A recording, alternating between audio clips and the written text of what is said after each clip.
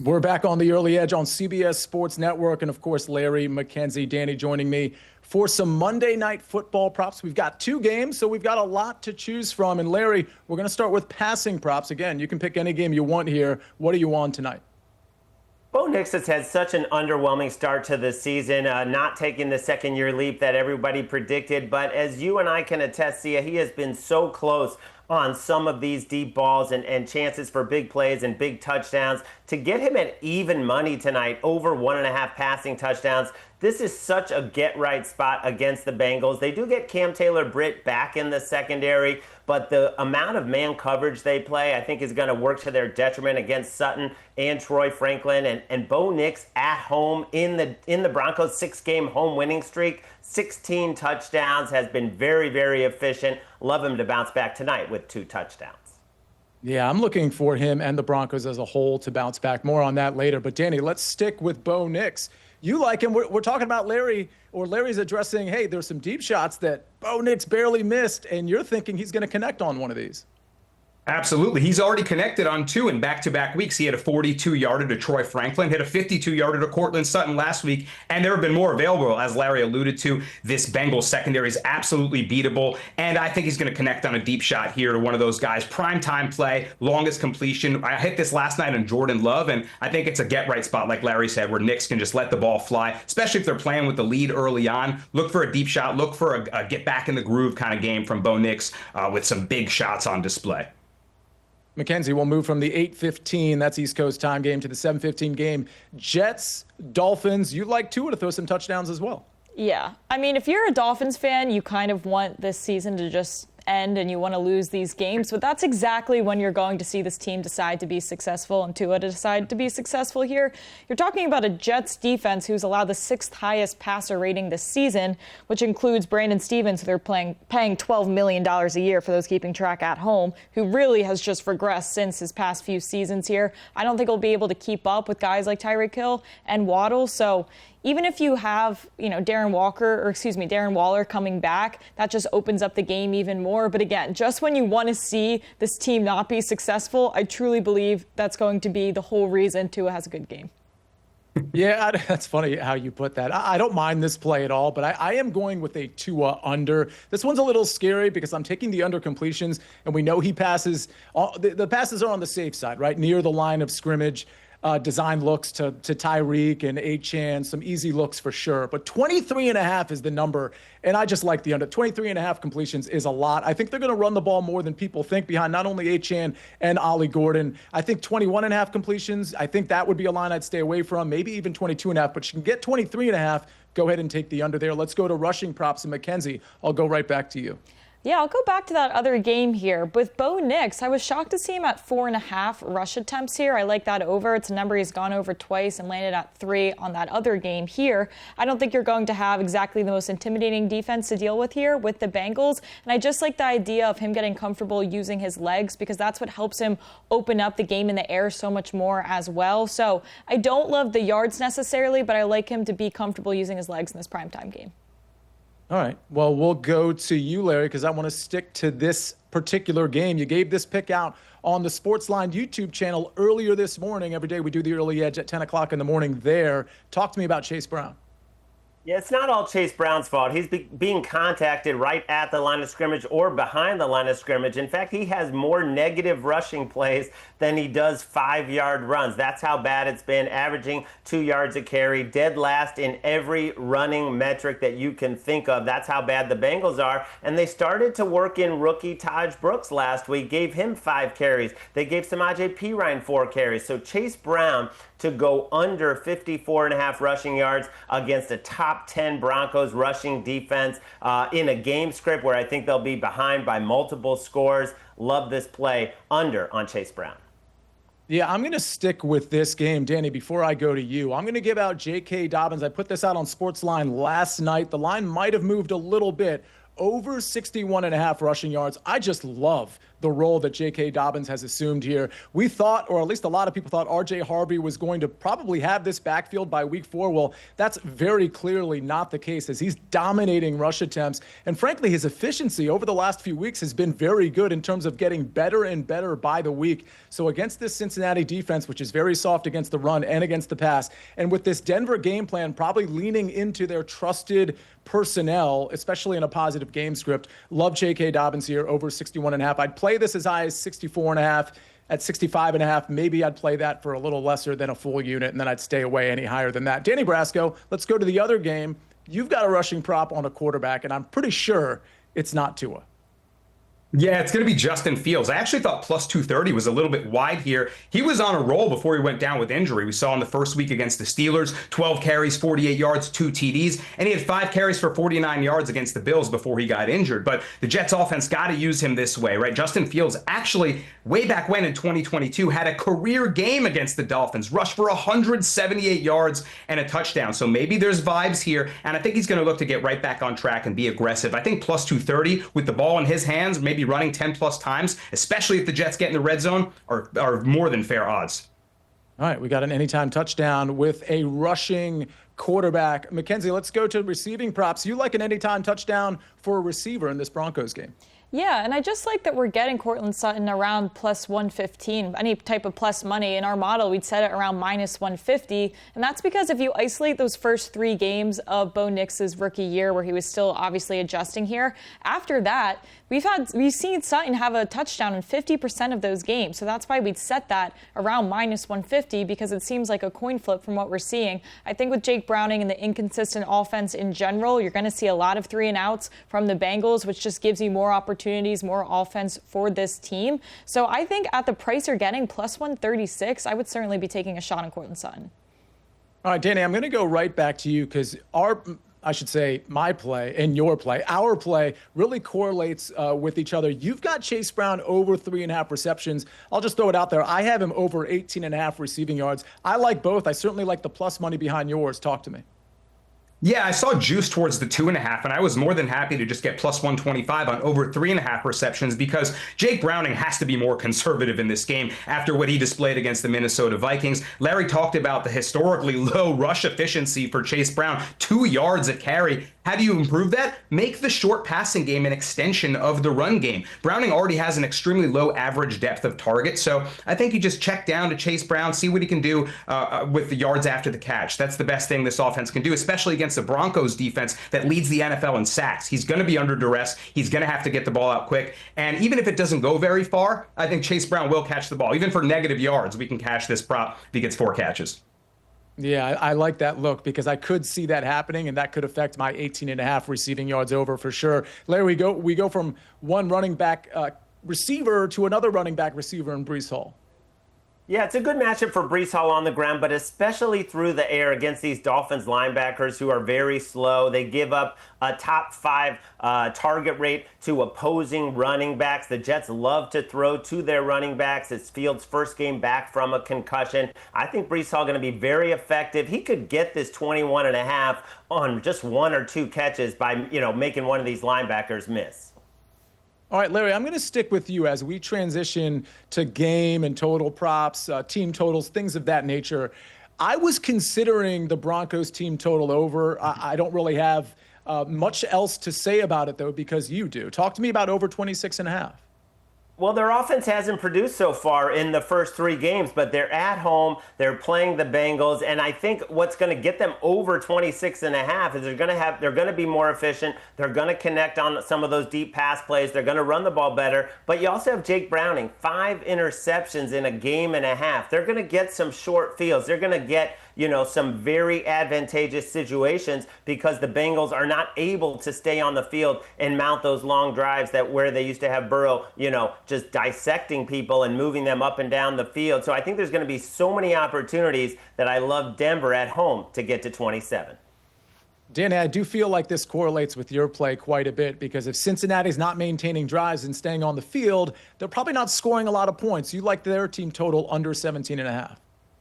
And at this point, I'm considering laying the -7.5. If Larry feels they're going over, I think they're going under, then there's your margin right there. Maybe the hook is designed to keep us away and the Broncos can win in dominant fashion, because I also think it's a get-right game for the defense. I think people have been talking about, this unit was fantastic last year, and they haven't quite performed up to expectation yet. But against Jake Browning, they can turn him over, they can put him in 3rd and long, they can sack him, and I expect a lot of 3-and-outs. I think he'll certainly want to avoid those turnovers and those pick sixes he threw in Minnesota last week, and that may result in just an ultra conservative game plan where they don't have the ball very much. So I like this team to go under 17.5. And Mackenzie, you like, and actually I like this too, you like the Miami Dolphins to cover the spread. Yeah, I think this is one of those meaningless games that they're going to win. I think if you're a Miami fan, you want them to lose, but I do think they're going to win this just because of that situation, and you do not see your head coach get fired here. Listen, outside of the Colts game, you put up 315 passing yards versus New England. You averaged 5.2 yards per carry on 130 yards versus the Bills. Like, we've seen sprinkles of hope and glimmers of optimism for this team. And if you don't have these wild interceptions from Tua, you're putting up 27 plus points in back-to-back weeks. So obviously that didn't happen, but regression to the mean is you got to see one clean football game from Tua. I think this is going to be the spot that we see it. And I think this Jets defense has just been so embarrassing, and this is the right spot for them. All right, we're going to move to something kind of fun. Let's go rapid fire. Just give me a name and the number, maybe a sentence, but maybe not. Larry, give me your first touchdown score in this Jets-Dolphins game. Ollie Gordon at 16-1. The Dolphins on their opening drive in Buffalo gave it to Gordon on the goal line. He powered in. He finished with 9 carries, finally getting the usage that a lot of people wanted from him. So why not take another shot? 16-1. That was a run-on sentence. Mackenzie, give me one sentence or less on your first touchdown score. We're not getting cute here. Give me A-Chan plus 500. All right, that's not cute at all. Let's go. Danny Brasco, what do you got? Justin Fields, 14-1. He may very well own the Dolphins. All right, Bengals-Browns, just give me the name. Larry Hartstein, who do you like to score the first touchdown? Troy Franklin. Mackenzie? Was that short enough? It was. Yes, it was. That's my pick, too. Mackenzie, go ahead. Now we're getting cute. Jake Browning. There we go. Oh, wow. Okay, Danny Brasco. Broncos defense, 25-1. Pick 6 loading. He's always trying to one-up you, Mackenzie, and I don't think you should appreciate it. I absolutely love these picks. Thank you, Mackenzie. I know we got to let you go. Mike McClure going to jump on in place of you. Thanks for joining the show. Love all the analysis as usual. We got to get to our sides and totals, and we're going to do that with Larry Hartstein, Danny Brasco, and Mike McClure joins the show. You won't want to miss it.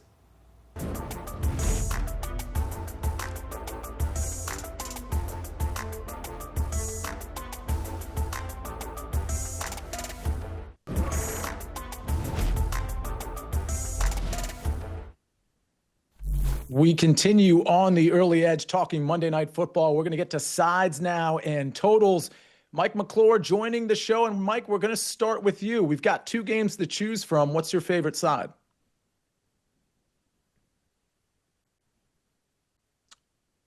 Oh, okay. Danny Brasco, give me your favorite side. I'll tag me in, Sia. Give me the Jets plus 8.5 and a teaser leg. I was too sketched out to play either the plus 2.5, which is now plus 3 on the Jet side. So actually, if you like to play those teasers, you can use an alternate spread instead of paying that typical juice that books make you pay.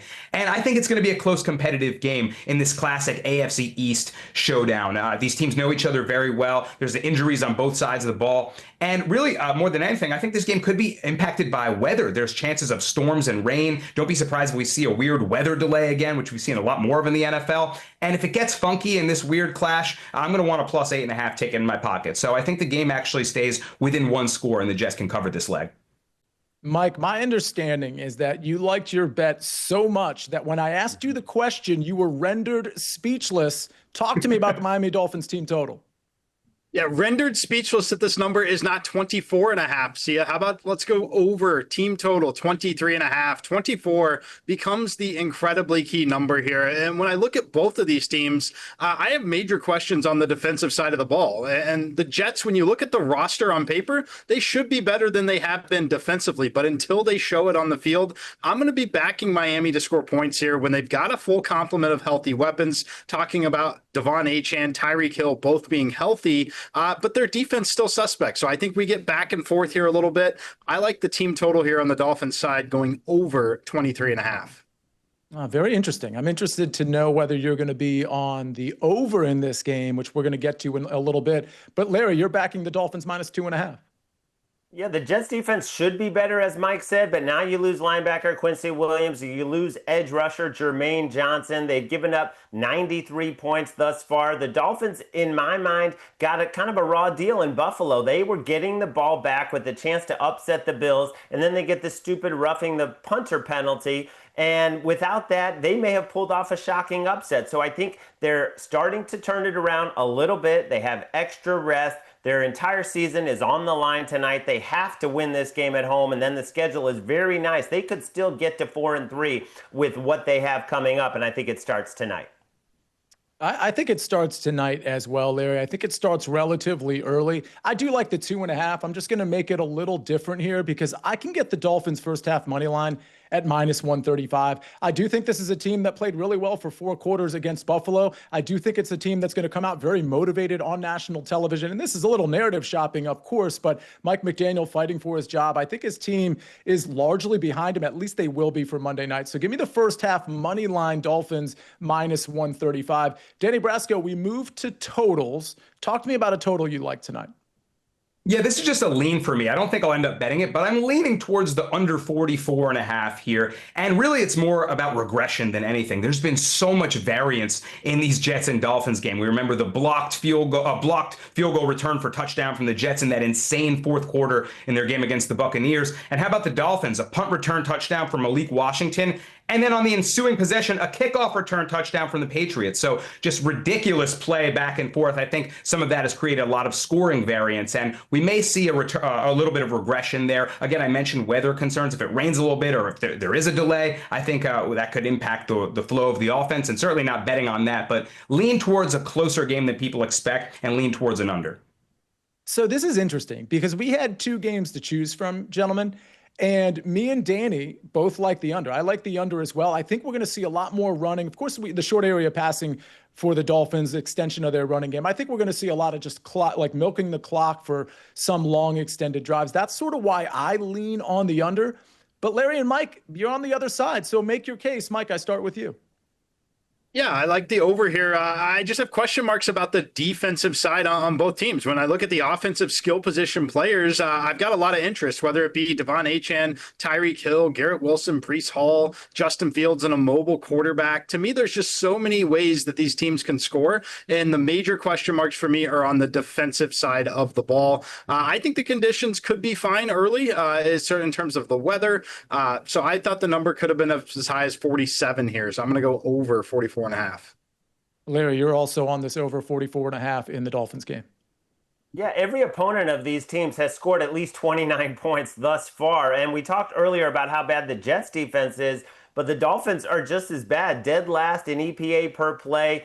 Storm Duck will not be back tonight. Ethan Bonner, another cornerback, is questionable. I mean, and there is potential for special teams touchdowns, and those do count in trying to get a game over the total. 44.5, a key number because 24-21 still gets us there. I like it over as well. All right, let's go to a team total. And I don't know, you all at home can decide who had the more compelling argument. Danny, I kind of feel like Mike and Larry won this round. We'll see how it actually plays out. But you at home could let us know who you liked with that argument, because both of these totals, by the way, are 44.5, which I find very interesting. Team total or first half bet we like. Mike, I'm going to start with you again. Back to the Dolphins' first half team total over 10.5. Look, I think this Dolphins team is going to come out extremely motivated, as you mentioned, Sia, playing on national TV, but also just the opportunity that lies in front of them. They can turn this season around with a big divisional win here in this game. They were very competitive against Buffalo. I like them at home, though. I just think they're going to be a different offense in South Florida. And again, I keep saying this with this team. We've bet this exact bet on the early edge before with the same team. When they've struggled, it's not due to injury. When I know that Tyreek's out there, when I know Devon Achane is out there, I'm interested in offense when it takes a touchdown and 2 field goals here. Give me the over 10.5 in the first half. All right. And Danny, it looks like you've come around on Larry's argument from before, because correct me if I'm wrong, but you had a team total under for Cincinnati, but you also like this Broncos team total over that Larry likes, right? Yeah, I'm in agreement with him. I'm definitely leaning towards the Broncos in a get-right spot. Bo Nix taking deep shots. I like the longest completion over. That's the case if they're hitting their big bombs. And they're limiting the Bengals' possessions. They're keeping them in 3rd and long. They're racking up more sacks, already leading the NFL in sacks. And that secondary is playing better, which we're still expecting, even tighter play from Pat Surtain and Riley Moss, which I certainly think they can do here against Jake Browning. Then we're looking at a big game from the Broncos where they're possessing the ball, and they're really looking to get right before they play the Eagles next week. So I think they look to show out in prime time. I think they go over this total.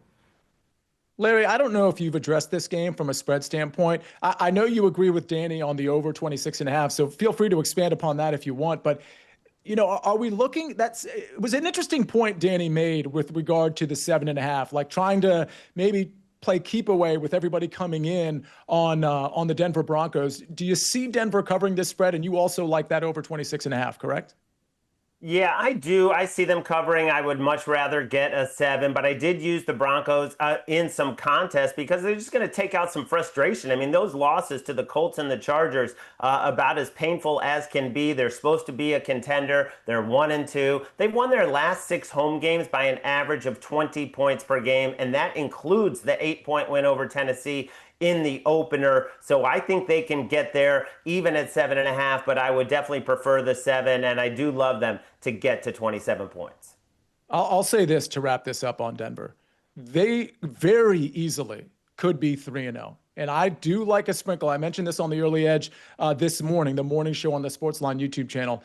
18-1 to win what I think is a slightly watered down AFC versus what we conceived of going into the season. I understand there's some top tier teams like the Bills and the Chiefs that are going to have something to say about it, but the Broncos at 18-1 to win the AFC, you're not going to get a better number on that if you like it, because they're going to win tonight and they're probably going to rattle off some wins over the next few weeks. Just throwing it out there. And oh, by the way, BetMGM has them at 40-1 to win the Super Bowl if you're into that kind of thing.